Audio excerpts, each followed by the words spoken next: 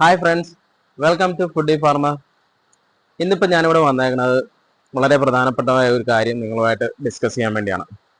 നിങ്ങൾക്ക് എല്ലാവർക്കും അറിയാലോ, നമ്മുടെ ഫാമുകളിലെ ഏറ്റവും വലിയൊരു പ്രശ്നമാണ്, ഫാമുകളിൽ നല്ല ചെറുതായിട്ട് പശുക്കളെ വളർത്തുന്ന കർഷകരായിക്കോട്ടെ, എല്ലാവർക്കും ഇപ്പം വളരെ പ്രതികൂലമായിട്ട് ബാധിക്കുന്ന ഒരു രോഗമാണ് കുളമ്പ് രോഗം. അതുപോലെ തന്നെ വേറൊരു രോഗമാണ് ചർമ്മരോഗം, ലംബിസ് ഡിസീസ്. അപ്പൊ ഈ രണ്ട് രോഗവും വരുന്നത് മൂലം ക്ഷീരകർഷകർക്ക് വളരെയധികം സാമ്പത്തിക ബുദ്ധിമുട്ട് അനുഭവപ്പെടാറുണ്ട്. ഈ സാമ്പത്തിക ബുദ്ധിമുട്ടുകളിലുപരി എനിക്കറിയാവുന്നതാണ്, ചില ഫാമുകൾ പൂട്ടിപ്പോകേണ്ട അവസ്ഥ വരെയും വന്നിട്ടുണ്ട് ഈ രോഗങ്ങൾ മൂലം. അപ്പൊ അതുകൊണ്ട് ഈ ചർമ്മരോഗവും അതുപോലെ തന്നെ കുളമ്പ് രോഗവും നമ്മൾ വളരെയധികം ശ്രദ്ധിക്കേണ്ട കാര്യമാണ്. ഈ കുളമ്പ് രോഗം ഇപ്പം ഈ ഒരു സമയം എന്ന് പറഞ്ഞാൽ കുളമ്പ് രോഗത്തിന്റെ പ്രതിരോധ കുത്തിവയ്പ്പും കാര്യങ്ങളൊക്കെ സർക്കാർ ലെവലിൽ നടന്നുകൊണ്ടിരിക്കുന്ന ഒരു സമയമാണ്. കുളമ്പ് രോഗത്തിന്റെയും അതുപോലെ തന്നെ ചർമ്മരോഗത്തിനും എതിരായിട്ടുള്ള ഇപ്പൊ വാക്സിനേഷൻ നടന്നുകൊണ്ടിരിക്കുക. ഇപ്പൊ നമ്മുടെ കർഷകരുടെക്ക്, ഞാൻ ഉൾപ്പെടെയുള്ള ഒരു കർഷകരുടെക്ക് ഒരു ചെറിയൊരു പ്രശ്നമുണ്ട്. കാരണം എന്താണെന്ന് വെച്ച് കഴിഞ്ഞാൽ, നമ്മൾ ഈ പ്രതിരോധ കുത്തിവയ്പ്പ് എടുക്കാൻ വേണ്ടി സമ്മതിക്കുന്നില്ല. അപ്പൊ നമ്മൾ ഡോക്ടർമാരും മറ്റുള്ളവരൊക്കെ ആയിട്ട് ഡിസ്കസ് ചെയ്യുമ്പോൾ നമുക്ക് മനസ്സിലാകാനാണ്, മെയിനായിട്ടും പഴയ കർഷകരാണ്. മിക്ക കർഷകരും ഇത് എടുക്കാൻ വേണ്ടി, ഈ പ്രതിരോധ കുത്തിവയ്പ്പ് എടുക്കാൻ വേണ്ടി സമ്മതിക്കുന്നില്ല. അതിന് കാരണവും ഉണ്ട്, വേറൊന്നും കൊണ്ടല്ല.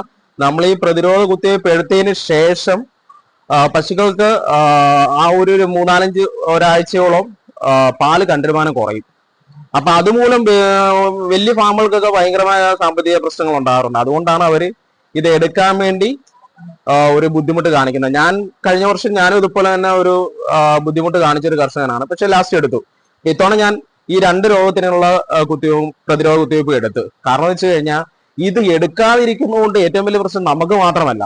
ഇപ്പൊ നമ്മൾ അടുത്ത ഏതെങ്കിലും ഫാമുകൾ ഉണ്ടെങ്കിൽ, അല്ലെങ്കിൽ അടുത്ത ഏതെങ്കിലും ഒരു കൃഷിക്കാരുണ്ടെങ്കിൽ, അയാൾക്കൊരു 3-4 പശുക്കളുണ്ടെങ്കിൽ, ഇപ്പൊ നമ്മുടെ പശുക്കൾക്ക് പ്രതിരോധ കുത്തിവയ്പ്പ് നമ്മൾ എടുക്കാത്തത് മൂലം നമ്മുടെ പശുക്കൾക്ക് ഈ രോഗം ഉണ്ടായി കഴിഞ്ഞാൽ പിന്നീട് ഇത് സ്പ്രെഡ് ചെയ്യാനുള്ള ചാൻസ് കൂടുതലാണ്. മറ്റു പശുക്കളിലോട്ടും മറ്റ് കർഷകരുടെ ഫാമുകളിലോട്ടും ഒക്കെ ഇത് സ്പ്രെഡ് ചെയ്യാൻ വേണ്ടിയുള്ള ചാൻസ് കൂടുതലാണ്. അതുകൊണ്ടാണ് നമ്മൾ ഈ പ്രതിരോധ കുത്തിവയ്പ്പ് എടുക്കണം എന്നുള്ള രീതിയിൽ നമ്മൾ കർഷകരോട് പറയണം. അപ്പൊ ഇപ്പൊ സർക്കാർ ലെവലിൽ ഈ 2 രോഗത്തിനെതിരെയുള്ള പ്രതിരോധ കുത്തിവയ്പ്പും ഇപ്പൊ ഒരുമിച്ച് നടന്നുകൊണ്ടിരിക്കുകയാണ്, ചർമ്മരോഗത്തിനും അതുപോലെ തന്നെ ലംബിസ് ഡിസീസിനുമുള്ള.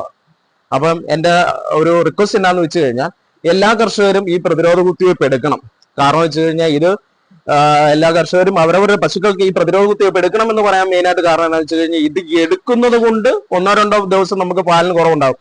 അതിനൊരു പ്രതിവിധി എന്നാന്ന് വെച്ചാൽ, നമ്മളിപ്പം ഒരു 4 കിലോ കാലിത്തീറ്റ കൊടുക്കുന്ന ഒരു പശു ആണെന്നുണ്ടെങ്കിൽ അതിനൊരു സ്വല്പം കാലിത്തീറ്റ ഒരു 2-3 ദിവസത്തേക്ക് കൂട്ടി അഡീഷണൽ ആയിട്ട് കയറ്റി കൊടുക്കുക. അത് കയറ്റി കൊടുത്തു കഴിഞ്ഞാൽ പാലിന്റെ ഉണ്ടാവുന്ന കുറവ് നമുക്ക് പരിഹരിക്കാൻ പറ്റും. അത് കഴിയുമ്പോൾ ഒരാഴ്ച കഴിയുമ്പോൾ നമ്മളത് വീണ്ടും കുറച്ച് ആ കാലിത്തീറ്റയുടെ അളവ് പഴയപടി ആക്കിയാൽ മതി. അപ്പം ഇത് എടുക്കുന്നത് മൂലം നമുക്ക് ഉണ്ടാവുന്ന ആ ഒരു നഷ്ടം നമുക്ക് അങ്ങനെ പരിഹരിക്കാൻ പറ്റും. ഇത് എടുക്കാതിരുന്നാൽ നിങ്ങൾക്കറിയാലോ, ഈ രോഗം വന്നു കഴിഞ്ഞാൽ നമ്മുടെ ഫാം പോലും നമുക്ക് പൂട്ടിപ്പോകേണ്ട അവസ്ഥ വരും. കാരണം വെച്ച് കഴിഞ്ഞാൽ, ഒരു പശുവിന് വന്നു കഴിഞ്ഞാൽ അതിന് പിന്നെ പാല് 10 ലിറ്റർ അല്ല, 15 അല്ല, 20 അല്ല, എത്ര ലിറ്റർ പാലുള്ള പശുവാണെങ്കിൽ പോലും ഒരു തരം പാല് പിന്നെ നമുക്ക് കിട്ടിയില്ല. പിന്നെ ഈ രോഗം നമ്മൾ മാറ്റിയെടുക്കണം. ആ മാറ്റിയെടുക്കുന്ന സമയത്ത് അതുവരെയുള്ള നമുക്ക് നഷ്ടവും കാര്യങ്ങളും നോക്കുമ്പോൾ ഇത് പ്രതിരോധ കുത്തിവയ്പ്പ് എടുക്കുന്ന സമയത്തുള്ള ഒരു ചെറിയ നഷ്ടം എന്ന് പറഞ്ഞു കഴിഞ്ഞാൽ വലുതല്ല. അപ്പം എല്ലാ കർഷകരോടും, ക്ഷീരകർഷകരോടും ഉള്ള എൻ്റെ ഒരു റിക്വസ്റ്റും എൻ്റെ ഒരു ഇത്ര നാളത്തെ എക്സ്പീരിയൻസും വെച്ച് പറയണത് എന്താണെന്ന് വെച്ച് കഴിഞ്ഞാൽ, നമ്മൾ സർക്കാർ ലെവലിൽ ഇതുപോലെയുള്ള പ്രതിരോധ കുത്തിവയ്പ്പും കാര്യങ്ങളൊക്കെ നമ്മുടെ പശുക്കൾക്ക് വേണ്ടിയിട്ട് മൃഗാശുപത്രി മുഖേന തരുമ്പോൾ നമ്മൾ അത് മാക്സിമം യൂട്ടിലൈസ് ചെയ്യാൻ നോക്കണം. Okay, thanks.